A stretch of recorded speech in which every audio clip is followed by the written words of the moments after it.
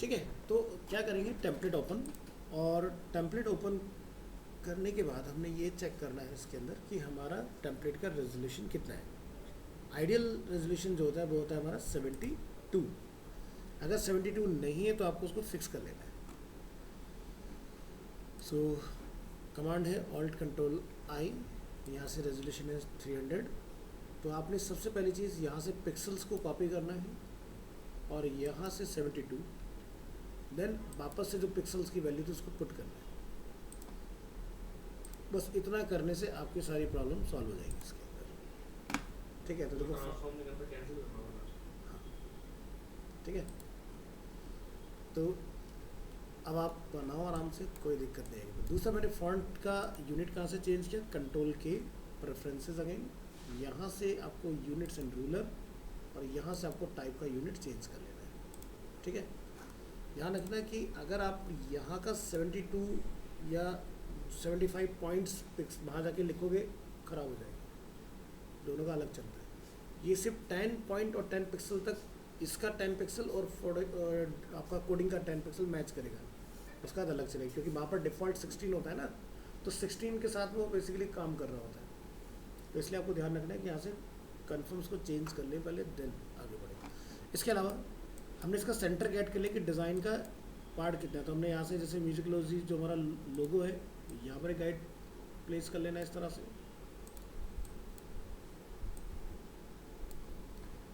Zoom out करेंगे, यहाँ पर हमारा सर्च आइकन,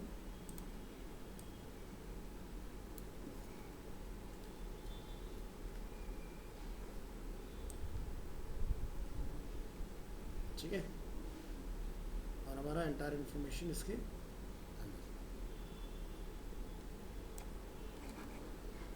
अब जो ये पार्ट जो हम लोग बाहर देख रहे हैं, ये जाएगा 100%, ठीक है, और अगर कोई इन्फॉर्मेशन लिख रहे हैं वो आएगा आपका इसके अंदर। अब आपको ये टेंशन लेने की ज़रूरत नहीं है कि भाई इसके हाथ के पास में टाइटल हेयर आना चाहिए, क्योंकि भाई हम लोग बना रहे हैं परसेंटेज में, तो ये मैटर अपनी जगह पर होगा, लेकिन ये हाथ पैर इसके इधर उधर हो सकते हैं कहीं भी, उस समय लेना देना नहीं, ठीक है। इसी तरह से जब आप नीचे वाले पार्ट में हो गए, ये आपका पार्ट क्रिएट हो जाएगा। इमेज के ऊपर लिखना अगर आपको है तो आप यहाँ पर एक दो तरीके हैं काम करने के। एक कि हम लोग ग्रे कलर का कंटेनर बनाएं, टॉप में इमेज कॉल करें, नीचे हेडिंग और पैराग्राफ लिख लें। दूसरा तरीका ये है कि आप इमेज बना लो अपनी, ठीक है, और उसके साथ में आप यहाँ पर ये मैटर अलग से लिखेंगे, ठीक है। दोनों तरीके से पॉसिबल, तो डिव कंटेनर, इमेज और नीचे ये वाला पार्ट कैसे भी करा लो। तो इसको हम लोग कार्ड के साथ जैसा बूटस्ट्रैप में दिया था वैसे भी कर सकते हैं। ये वाला पार्ट भी आप बना ही लोगे। दिक्कत कहाँ आएगी आपको, इस पार्ट के अंदर, ठीक है। भाई अब आप कहोगे भाई ये मैटर तो बीच में आ रहा है, बट ये वाला फुल स्क्रीन जा रहा है, इस पार्ट को कैसे हैंडल किया। तो आपने क्या करना है, पहले एक मेन कंटेनर बनाना है, ठीक है। मेन कंटेनर के अंदर इस इमेज को लेफ़्ट डालेंगे, दूसरे वाले पार्ट में आप बैकग्राउंड में कलर, ये जो दूसरा पार्ट है मतलब इसमें हमने बनाना नहीं है इसको, ये आपका जो मेन कंटेनर है उसी में बैकग्राउंड इमेज और बैकग्राउंड कलर दोनों आएंगे। पैटर्न भी साथ में कॉल करना है, लेकिन पैटर्न को right top right bottom, multiple background image सिखाया ना हमने, और ये वाला आपका लेफ्ट में रहेगा। और ये वाला जो मैटर है आपका, तो आप एक सेंटर कंटेनर डिफाइन करोगे यहाँ पर, उसको राइट हैंड साइड पर वर्टिकली अलाइन कर दोगे, तो ये वाला पार्ट आपका बन के तैयार होगा। अब इसको ऐसा नहीं करना कि आप इसको अलग अलग डिफाइन करो, तो फिर ये हैंडल नहीं कर पाओगे इस चीज़ को। इसी का रेप्लिका फिर इधर बनेगा, ठीक है। और ध्यान रखना इसमें जगह जगह पर ना पैटर्न है, और कई जगह पर पैटर्न ऐसा है जो हमें दिखेगा जैसे ओवरले करते हुए जा रहा है इसको इस तरह से, ठीक है। ये दिखाई दे रहा है पैटर्न यहाँ पर। तो इस तरह के पैटर्न को हैंडल करेंगे आप अपने पोजीशन की हेल्प से। ये हमेशा राइट में आपने सेट रखना है कि हमें राइट के ऊपर ये इस तरह से क्रॉस ओवर करता है। अगर पेज के अंदर है, जैसे ये वाला पैटर्न हम लोग देख रहे हैं, तो ये क्या है, पेज के अंदर है, यानी कि सेक्शन के बैकग्राउंड में डल गया। लेकिन ये वाला जो पैटर्न है ये बाहर जा रहा है, दोनों सेक्शन के ऊपर ओवरलैप कर रहा है। तो इसके दो तरीके हैं, या तो आप इसको यहाँ से पावर क्लिप करके उतना ही काट के ले जाओ और राइट और टॉप में मैच कर दो, और इसको टॉप और बॉटम पे मैच कर दो तो हो जाएगा। लेकिन कई जगह पर ये कॉन्टिन्यूटी दिखा रहा है इस तरह से, ये सारी ब्रश से शेप बनी हुई है, देख रहे हो ये सब। तो ये देख रहे हो इस तरह से, जैसे यहाँ पर आपको ओवरलैप दिखाई दे रहा होगा, तो ये आपको एक्सपोर्ट करके PNG तब लगाना पड़ेगा। क्या हो गया? अरे चिपक गया।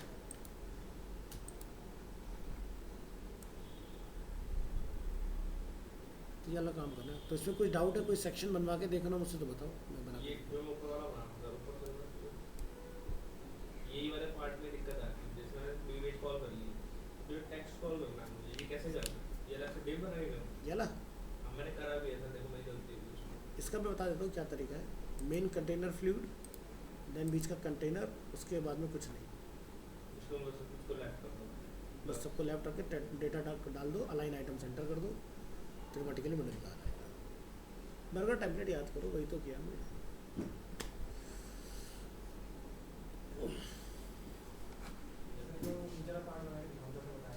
कौन सा? ये वाला मतलब पैटर्न डाल के दिखाओ। ठीक।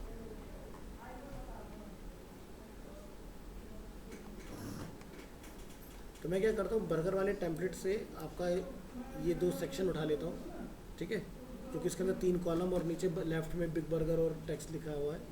मैं सिर्फ पैटर्न ओवरलैप करके दिखा देता हूँ कैसे आएगा, चलेगा? टाइम सेव हो जाएगा ना।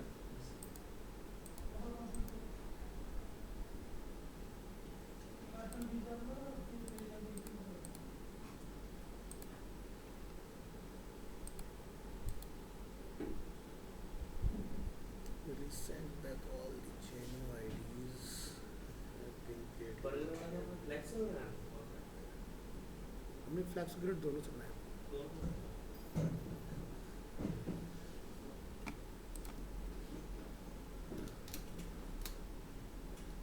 आपका पैटर्न आ गया।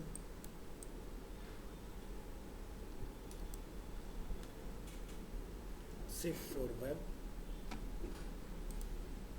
PNG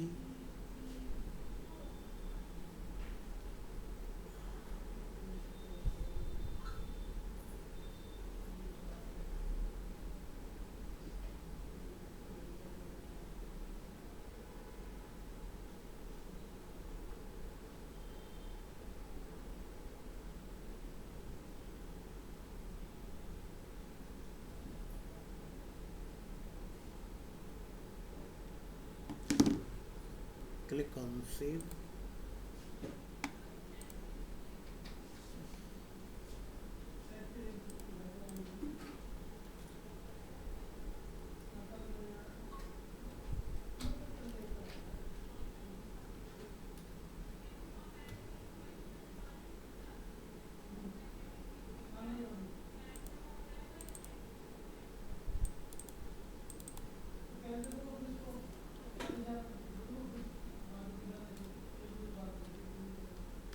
Dotted pattern.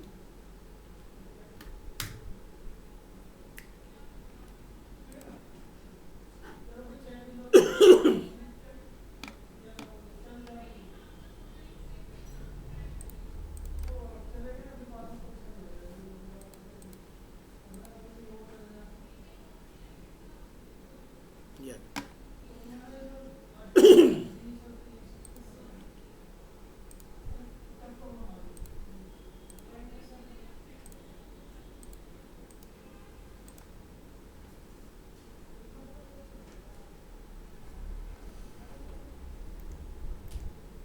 इसमें रेजोल्यूशन का आपने क्या करना है, क्या चेंज करना, चेक करना है? अपने कंप्यूटर का रेजोल्यूशन ये चेक करना है कि फुल एच है कि HD रेडी 1366 कितना है। फुल एचडी है मुझे, आपको आ गया 920 है। नंबर नहीं आती, मेरे को लिखा था ना फुल एचडी। आप देखना फिर रेजोल्यूशन का प्रॉब्लम है, यानी कि परसेंटेज का प्रॉब्लम आ रहा है। फिर क्या चेंज करना, उसमें क्या रखना? अगर देखो यहाँ पर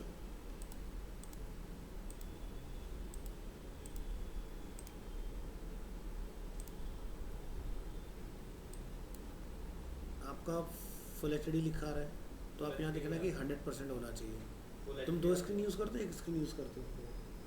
दोनों का रेजोल्यूशन सेम है। आउटपुट जिस एक्सटेंड कर देता हूँ ना, एक्सटेंड कर देते हो ना, तो एक्सटेंड में देखना क्या दोनों स्क्रीन का रेजोल्यूशन कितना है। जैसे मेरा ये वाला, सुन, मेरा ये वाला स्क्रीन और ये वाला स्क्रीन, दोनों का रेजोल्यूशन कितना है? 1920। तो अपनी दूसरी स्क्रीन को पकड़ना और देखना रेजोल्यूशन कितना आ रहा है। तो मेरा डिफरेंट है ना, फुल एच नहीं है, यानी कि वाला स्क्रीन मेरा नॉन एच है। ठीक है, तो ये अगर तुम्हारा फुल एच है मॉनिटर दूसरा, तो उसको भी जाकर फुल एच पर सेट कर लेना। बट मेरे में रिकमेंडेड लिखा रहा है 1600 बाई 900। दूसरी स्क्रीन 4K है और जो मेरे लैपटॉप स्क्रीन है वो HD। तो आप लैपटॉप से पूरा दूसरा मॉनिटर चलाते हो ना? लैपटॉप से मैं सेकेंडरी वो कर लेता हूँ ठीक है, HDMI से, और फिर एक्सटेंड कर लेता हूँ। हाँ तो तुमने फिर लैपटॉप पर HTML फाइल का प्रीव्यू देख रहे होगे, बड़ी स्क्रीन पर नहीं चेक करो, तुम लैपटॉप पर चेक कर रहे हो अपनी स्क्रीन। ठीक है, तो तुम्हारा लैपटॉप फुल एच नहीं है। फुल HD नहीं है, नहीं है, मिल नहीं है हमारा। तो दोनों में से कहीं एक जगह पर प्रॉब्लम है। ये मैं हो सकता है, मैं अगर मैं फ्री हूँ, आप फ्री हो तो कॉल पे रिमोट पर ले लेना, देख लेंगे। क्योंकि पता है कि बहुत सारे स्टूडेंट्स जिन्होंने ना गेमिंग पीसी खरीदे, गेमिंग में हुआ क्या उनके साथ कि उसका रेजोल्यूशन 125-150% पर रिकमेंडेड आता है पीछे से। अब अगर आप कोई वेबसाइट बनाने जाओगे 150 पर, तो यानी कि आपकी इमेज जूम हो जाएगी, आपको चीज़ें बड़ी दिख रही होंगी। ठीक है, तो वहाँ पर हमें ये नहीं पता लग पाता है कि हम डिज़ाइन सही बना रहे हैं कि गलत बना रहे हैं। सो वहाँ पर आपने ये ध्यान रखना वेब डिज़ाइनर को खासकर, कि हमारा जो स्क्रीन है वो 100% रिकमेंडेड होना चाहिए। जो उनका रिकमेंडेशन है गेमिंग के हिसाब से वो नहीं यूज़ करना है, नहीं तो आप पूरी वेबसाइट ही गलत बना लोगे। अपने कंप्यूटर के हिसाब से बिल्कुल सही होगी, लेकिन जैसे ही लाइव करोगे सब छोटी बड़ी हो जाएंगी ग्राफिक।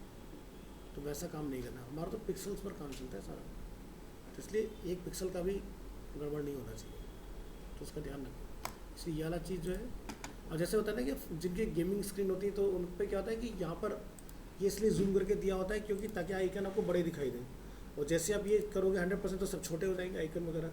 तो आइकन को जूम करने का भी ऑप्शन दिया होता है। आप जब यहाँ राइट क्लिक करते हैं तो व्यू में जाके आपको दिखाई देता है स्मॉल, मीडियम, लार्ज।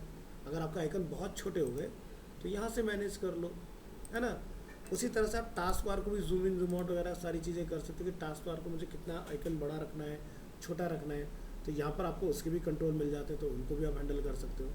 तो 100 ही रखना है, चेंज नहीं करना। जितने भी लोग लेनोवो के, MSI के, एसर के ये जो लैपटॉप चला रहे हैं, सारे गेमिंग लैपटॉप हैं, 50-55 की रेंज से स्टार्ट हो रहे हैं, तो उन सबके साथ यही दिक्कत है। तो इसीलिए जब भी कोई वेबसाइट डिज़ाइनर या डेवलपर कोई कंप्यूटर खरीदता है ना, तो वो कभी ग्राफिक कार्ड नहीं लेता उसके अंदर, जो ग्राफिक कार्ड अगर होगा लगा तो ये ड्रामा हो उसके अंदर। ग्राफिक कार्ड लगा हुआ है, लेकिन मेरा गेमिंग नहीं। तो ग्राफिक कार्ड क्या करता है, वो ना लेवल अप डाउन वो कैलिब्रेट कर देता है अपने हिसाब से, लेकिन हमें ज़रूरत नहीं होती इन सब चीज़ों की। ग्राफिक कार्ड लगा होगा तो सबसे पहला जो प्रॉब्लम आएगा वो होगा आपका बैटरी बैकअप ख़त्म कर देगा, चाहे आप ग्राफिक कार्ड यूज़ करो या मत करो। आप आपका बैटरी हद मार के बहुत अच्छा भी अगर लैपटॉप का 50 मिनट के अंदर ड्रेन मार देगा। ठीक है, अब जैसे हम जो यूज़ कर रहे हैं अपने लिए, जैसे मैं भी लैपटॉप अपने लिए यूज़ करता हूँ, मेरा आज भी 17 का खरीदा लैपटॉप 9 घंटे का बैकअप देता है। 9 घंटे तक मुझे कुछ सोचना ही नहीं, पूरी रात प्रोजेक्ट बना लो बैठ के आराम से। जो सर ग्राफिक कार्ड के बिना ये फोटोशॉप वगैरह लैग नहीं करेंगे? ज़रूरत ही नहीं होती, ऑनलाइन चलाओ ना फोटोशॉप, फोटो भी पे क्यों पैसे खर्च करने बिना उसे। एक ज़माने से फोटो भी फ्री में अवेलेबल है, आज तक उन्होंने पैसे नहीं लिए उसके, सारे काम बनाते हैं।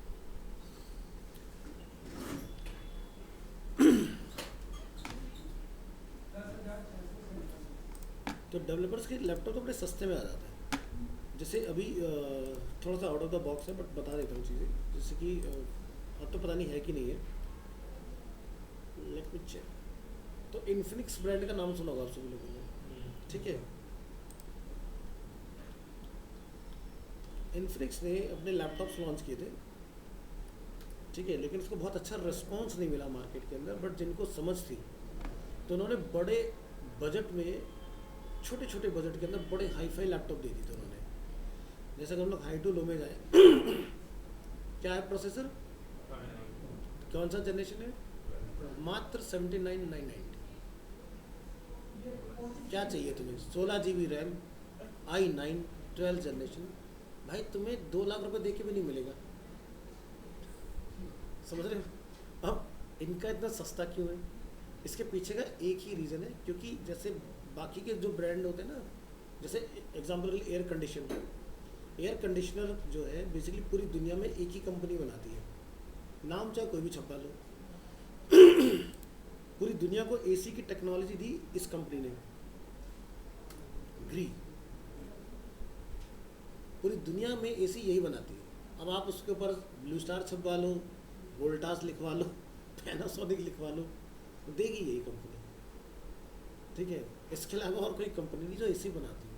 अब ये कंपनियां क्या करती हैं, एलजी वाले जाते हैं कि भाई हमें थोड़ा अच्छी क्वालिटी का एसी चाहिए, तो ये यहाँ जाते हैं इनके पास, ये उसके हिसाब से उस हिसाब का बना के देंगे। वोल्टास वाले कहते हैं भाई हमारे मार्केट से जितने भी कॉम्पिटिटर सबसे कम का होना चाहिए, तो उसके हिसाब से बना देते हैं। तो ये क्या है, वो ये मैन्युफैक्चरर है एसी के पूरी दुनिया के अंदर, ठीक है। अब इन्होंने क्या करा, अपने खुद के एसी मार्केट में लॉन्च कर दिया कि भाई सबके लिए बना रहे तो क्यों ना अपने लिए बनाया जाए। जैसे मार्केट में हम लोग किसको जानते हैं, हुंडई को, लेकिन हुंडई कंपनी को चला कौन रहा है, किया। अगर किया ना होती तो हुंडई में इंजन ना होते, ठीक है। तो किया ने क्या सोचा, भाई मैं कब तक दूसरे के लिए बना, हम भी लॉन्च करेंगे अपने। तो किया ने हुंडई के कंपैरेटिवली अगर आप बेस मॉडल से जाओगे तो बहुत ही ओवरलोड गाड़ियाँ दी हुई है, मतलब ज़बरदस्त। पहले से आपको चीज़ें लगी लगाई मिलेंगी, जैसे बाकी गाड़ी में आप करोल जाके कर्टेन लगवा के आते हो, उसमें लगे लगाए आते हैं बेस मॉडल से, है ना। क्योंकि वो इंजन बनाने वाले लोग हैं, है ना। तो हुंडई और Kia both are sister concern company, मतलब दोनों एक ही हैं। लेकिन मार्केट में किया ने अपना अलग सेगमेंट बना के पूरा मार्केट को एक्वायर किया और ज़बरदस्त अपना रेवेन्यू निकाला, और हुंडई तो पहले से चलता ही आ रहा है। तो अब इनके जो एसी हैं, इनकी क्या खासियत है कि भाई जैसे 5 एम्पेयर वाले प्लग नहीं होते छोटे वाले, जैसे ये लैपटॉप चार्जिंग के नीचे लगे हुए, इस पर भी एसी चला लो। इसके अलावा दुनिया में कोई ऐसा एसी दिखा दो जिस पर चलता है 16 एम्पेयर का प्लग चाहिए तो फूंक देगा उसको। क्योंकि इनके एसी ये कहते हैं कि फ़ैन की पावर पे, लोग कहते हैं कूलर की पावर पे चल रहा है, ये कहते हैं फ़ैन की पावर पे चला हमारा एसी। लेकिन ख़रीदना थोड़ा सा मुश्किल है, पैसा अच्छा खासा है भाई। सीधी सी बात है, एक एसी आज आप ले लो 20,000 रुपये का, सस्ता है, ठंडा कर रहा है, लेकिन बजट बिल जो आ रहा है मंथ में 6,000 आ रहा है। एक एसी जो है जिसका कोई बिल ही नहीं पता चल रहा हमें, तो भाई सीधी सी बात है, या तो पहले लगा लो या बाद में लगा लो। तो ये है वो ब्रांड।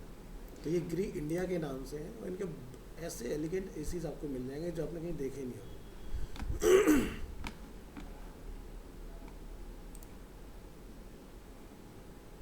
ये देख रहे हो, ये सब इनके एसी हैं जो कूलर देख रहे हो तो। और कैसा भी एसी ले लो, छोटे से लेके बड़े से बड़ा, इनके पास सब मिल जाएगा। तो देख रहे हो, इनकी एसी कॉस्ट अलग ही है 78। इतने बंदा कहता है जी मैं तो 3 ले आऊँगा ब्लू स्टार उसके वोल्टास के साथ, लेकिन बिल बहुत ना के बराबर है। तो ऐसे ही ये जो है, ये पार्ट्स मैन्युफैक्चरर है, इन्फिनिक्स लैपटॉप के पार्ट बनाते हैं। इन्होंने कहा भाई बहुत बना लिया, अब अपना बनाते हैं। तो इसी वजह से इनके इतने सस्ते में आपको इतना ज़बरदस्त रेट में मिल जा रहे हैं। नहीं तो इतने में जाकर तुम्हारा गेमिंग का i5 भी आता है ढंग से, जो ये दे रहे हैं आपको। और यहाँ पर 512 GB की आपको SSD मिली। और दूसरा दिखा देता हूँ इनका, चले नहीं मिलते, हाँ चले नहीं मिलते। लोगों को समझ नहीं होती ना। अब जैसे पता है क्या होता है कि जैसे एक होता है वुडलैंड, ठीक है। अब वुडलैंड जो है वो टिम्बरलैंड का डुप्लीकेट है, और हम सोचते हैं वुडलैंड इज़ अ ब्रांड, जबकि वुडलैंड जो है वो कॉपी किया एक सरदार जी ने कनाडा में, टिम्बरलैंड का कॉपी है। तो उन्होंने इंडिया में लाके उससे पहले लॉन्च कर दिया। टिम्बरलैंड जब इंडिया में आया तो वुडलैंड ने उसके ऊपर केस कर दिया कि भाई ये कॉपी है, उसको भगा दिया, जबकि Woodland is not original product. Woodland एक बंदे का जस्ट आइडिया था, उसने देखा भाई ये ऐसा कुछ जूता बढ़िया सा रफ एंड टफ बना रहे हैं, बंदे पकड़े सेम वैसा जूता बनवाया और लाके इंडिया में वुडलैंड चिपका दिया 1990 में, और तब से चल रहा है मस्त आराम से। तो अब ये इतनी चीज़ें हमें क्यों पता होती, क्योंकि हम लोग करते हैं केस स्टडी। क्योंकि मैं बाई प्रोफेशनल डिजिटल मार्केटर हूँ, तो मुझे हर ब्रांड के बारे में जानना होता है कि भाई ये ब्रांड का एक्चुअल में बैकग्राउंड है क्या।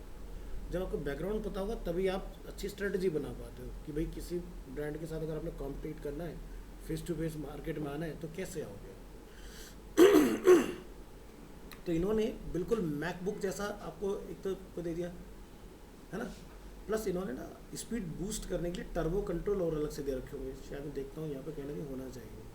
ये देख रहे हो, तो दिखाई दे रहा है इको मोड में चलाना है या ओवर बूस्ट मोड में चलाना है। तो यानी कि एक दुनिया का पहला ऐसा कंप्यूटर जिसको आप बटन दबा के ओवरक्लॉक मार सकते हो, यानी कि इसकी फुल पोटेंशियल से भी ऊपर। जैसे आता है ना आज की डेट में इन्वर्टर एसी, कि भाई घर में ज़्यादा लोग आ गए और आपका एसी है 1.5 टन का, तो उसको थोड़ी देर के लिए आप 120% पे भी चला सकते हो, जिसको बोलते हैं हाइपर कैपेसिटी मोड, है ना।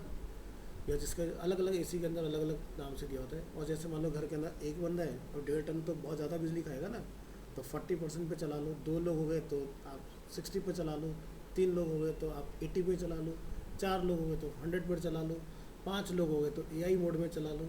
वो अपना बैलेंस कर लेगा कि रूम के हिसाब से। और पार्टी मोड आ गया भैया कि घर में काफ़ी सारे गेस्ट आ गए तो हाइपर कैपेसिटी मोड। वैसे इन्होंने सिस्टम के अंदर भी बैटरी को बैलेंस करने के लिए मोड दे दी, ठीक है, कि आपने परफॉर्मेंस मोड में चलाना है तो यहाँ से बूस्ट मार दो तो ये रॉकेट बन जाएगा फिर उसके बाद। तो इससे बढ़िया डील आपको कोई नहीं दे सकता। और दूसरा, पूरा लैपटॉप एल्युमिनियम ब्लॉक से बना हुआ है। लाइक जैसे मैकबुक देखता है ना, एक सिंगल आपका एल्युमिनियम पीस को कट करके पूरा बना होता है, सेम वैसे ही ये बना होता है। तो इतने में तो कुछ भी नहीं मिलता। तो अगर आपको वेबसाइट डिज़ाइनर अगर डेवलपर में अगर आपको जाना है तो इससे बेस्ट डील कुछ नहीं है। मेरे टाइम में लॉन्च नहीं हो भाई, तब मैंने 1.5 लाख रुपए की अपनी बुक खरीदी थी, लेकिन इतने में 2 आ जाते हैं। तो मेरे पास i5 6th जनरेशन है, तो ये तो 12th है, जस्ट डबल है, और ये 9 है।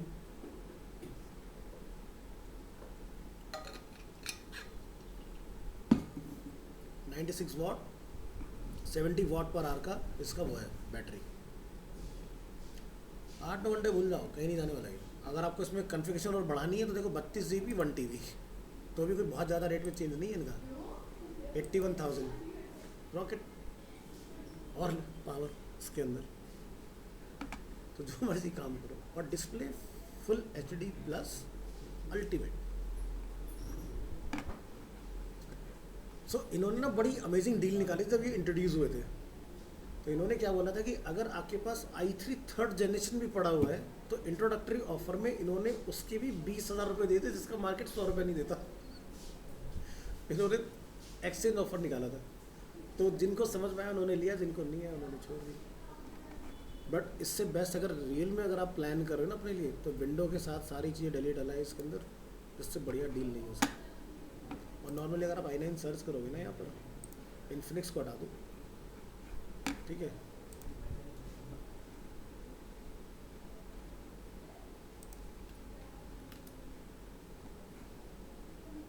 यहाँ से i9 के बाद ज़रा रेट सर्च करो। समझ रहे हो ना रेट कहाँ पहुँच गए। तो अरे बहुत,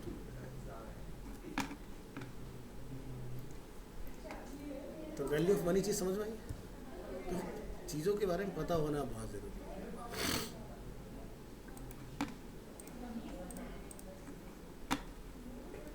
हाँ जी, तो हम लोग इस वाले पार्ट के ऊपर काम कर रहे थे, ज़रा इसको जल्दी से देख लेते हैं।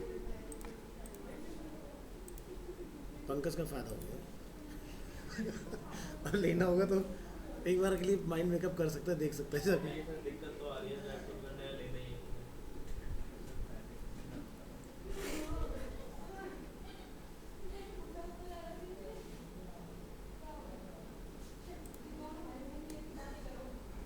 तो इस वाली फाइल पे तो नहीं करेंगे हम लोग, एक नया फाइल उठा लेते हैं।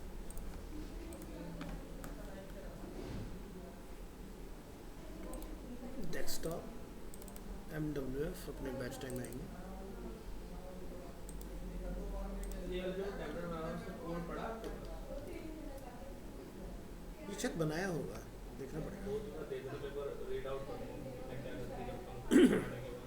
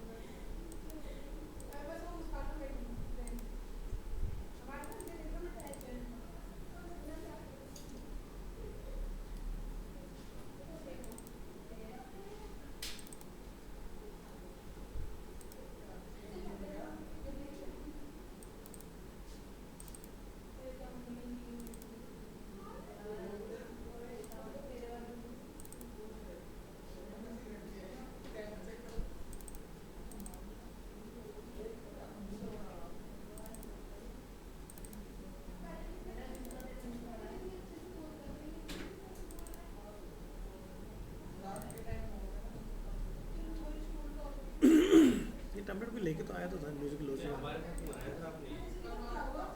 शायद पता नहीं मैंने डाल के दिया था। हाँ, तो जैसे मैं इस एरिया के ऊपर ट्राई करके दिखा देता हूँ, ठीक है, तो आपको थोड़ा सा आइडिया लग जाएगा किस तरह से कॉल होगा।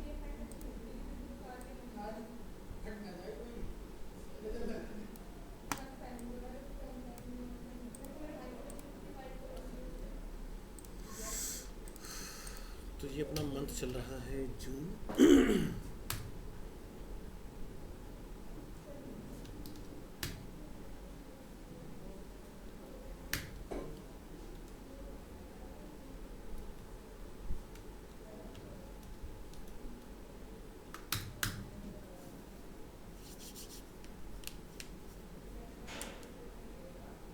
लोकेट करेंगे VS कोड में इसको,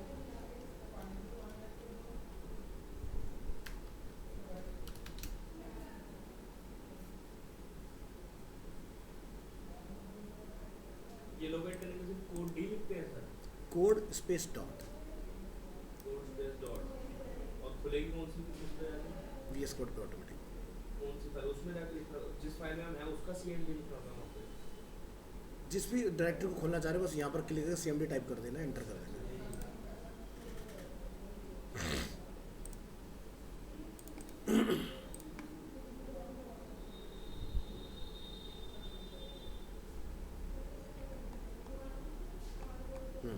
चलिए इस पे प्रैक्टिस हो जाएगी फिर बढ़िया से।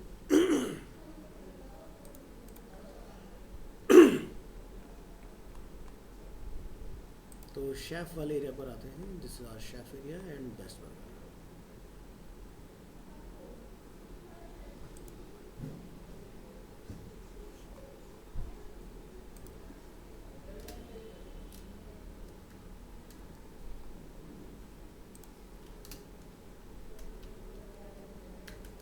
ये तुम्हारा बूटस्ट्रैप है क्या? नहीं, मैनुअली है। तो यहाँ आके लिखिए क्लास पैटर्न।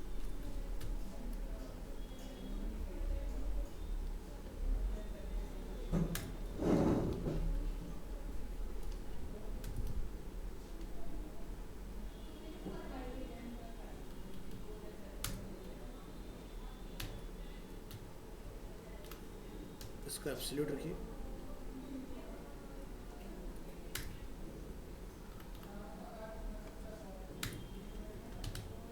राइट से 0,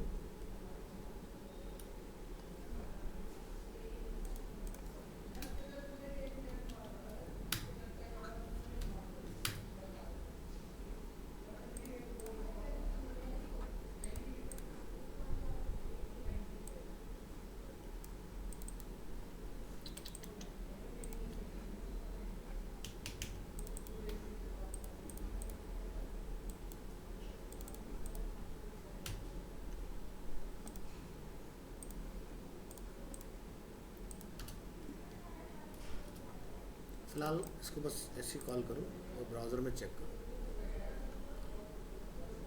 तो आप देख सकते हो आपका पैटर्न कॉल हुआ है, लेकिन ये बिल्कुल ना टॉप से लग के आ गया। ठीक है, यहाँ पर बिल्कुल टॉप से लग के अवेलेबल पता चल रहा है ना इधर पैटर्न। तो ये हमें चाहिए कुछ यहाँ पर, जैसे इस जगह पर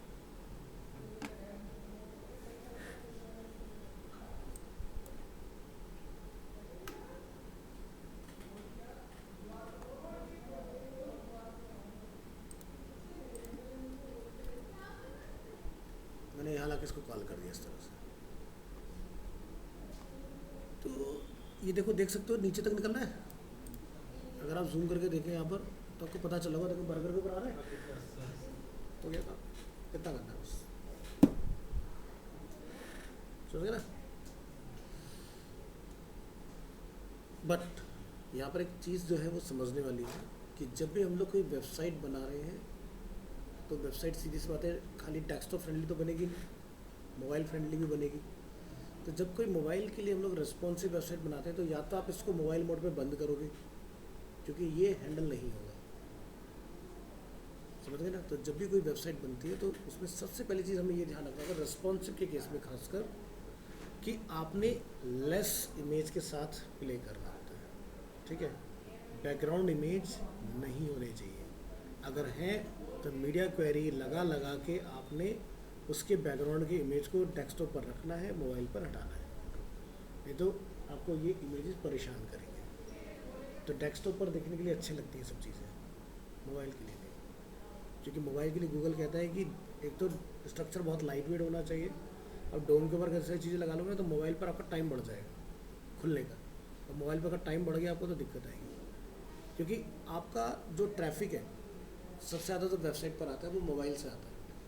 अब दो तरह के मोबाइल यूज़र हैं, एक जो ब्रॉडबैंड चला के वाईफाई से कनेक्टेड होकर बैठे हुए हैं, एक जो मूव कर रहे हैं ऑन द गो है, और मुझे नहीं पता उस टाइम पर वो लोग वाईफाई पर हैं या सेल्यूलर नेटवर्क पे। सो सेल्यूलर नेटवर्क के ऊपर हमें ये ध्यान रखना था हमारा वेबसाइट अच्छा परफॉर्म करना चाहिए। मोबाइल की टेस्टिंग कभी भी वाईफाई पर नहीं करते हम लोग, उसके नेटवर्क पर करते हैं खुद के। तो अगर मान लो कि आपका मोबाइल नेटवर्क के थ्रू हमारा टेम्पलेट खुलने में टाइम लगा रहा है तो आपको उसको ऑप्टिमाइज़ करना है, लाइट वेट करना है, ठीक है। तो जब भी कोई वेबसाइट पूरा बन जाए तो उसके बाद आपको सारे ग्राफिक्स उठा के वेब पिक्चर में कन्वर्ट करने होते हैं। ये भी सब जितने भी हम लोग यहाँ देख रहे होंगे ना, ये सब PNG वगैरह कुछ होंगे, हाँ JPG है, PNG JPG वही सब है। तो अभी जो यहाँ पर इस पूरी डायरेक्टरी के अंदर हम लोग इमेज का वेटेज देखें तो 2.67 MB का है।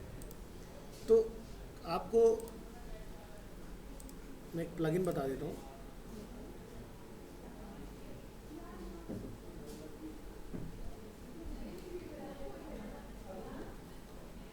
Bulk free online web converter. इसमें क्या होता है, अपने वन गो में अपनी डायरेक्टरी के बारे में बताना है, सेलेक्ट इमेजेस, और अभी आप देखिएगा कि ये जो हमारा फाइल साइज हम लोग यहाँ देख रहे हैं कितना लाइट वेट होने वाला है। कॉल ऐसे बैक वाली कर दीजिए ना, जो वहाँ पे कॉल करेंगे सारी वेब वाली फोटो पहले पूरा बना लो जैसा है, उसके बाद का खेल है सारा।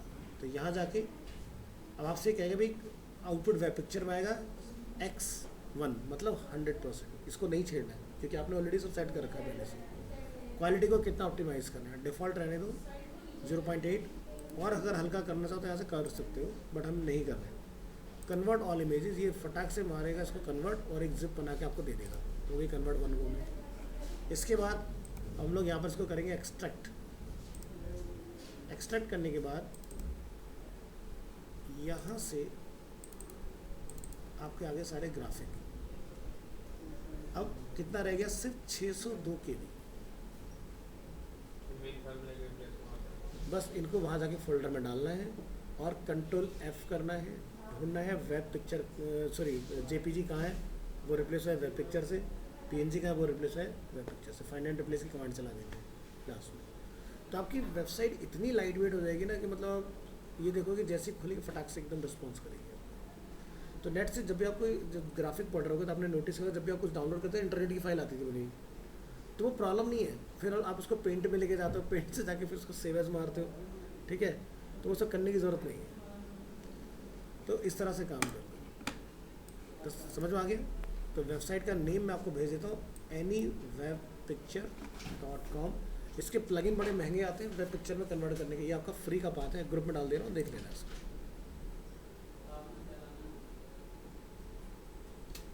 तो अब तुम WDD की जैसे तुम्हारी जर्नी स्टार्ट हुई, डिज़ाइनिंग वाला पार्ट तो चल जाता है, डेवलपमेंट में तुम्हें बहुत खास ध्यान रखना है कि हमारा एक एक चीज़ का वेटेज काउंट होता है कि भाई प्रोजेक्ट हैवी तो नहीं हो रहा, ठीक है।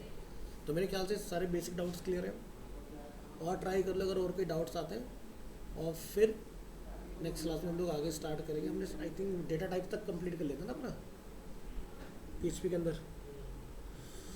तो उसके आगे से पढ़ना स्टार्ट करेंगे। क्या देखो, वेयर डंप, जब किसी आपको डेटा की प्रॉपर्टी को चेक करना था, इसका आउटपुट से मतलब एंड यूज़र के लिए कुछ नहीं, ये डेवलपर की टेस्टिंग के लिए, तो इसको कभी भी फाइनल आउटपुट में नहीं लगाना है, जस्ट टेस्टिंग के लिए कि डेटा का टाइप क्या है या उसमें बिना एको करे अगर आप डेटा को प्रिंट करना चाहते हो तब। और ये क्या है?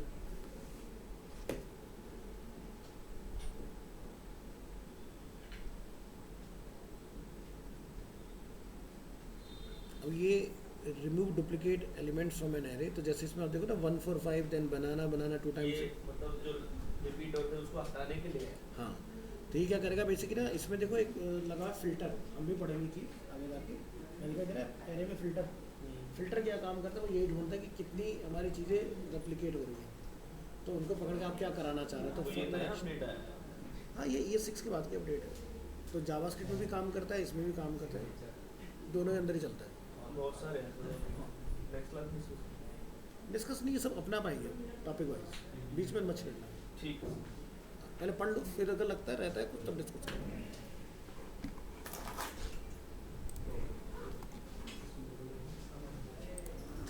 सर हमें कोड करना, कोड है तो दे दो सर। कोड मैं फाइंड कर लूँगा, अगर या मिलेगा फिर तो। रिकॉर्डिंग है तो रिकॉर्डिंग दे दो, मैं उसमें देख लूँगा समझ लूँगा।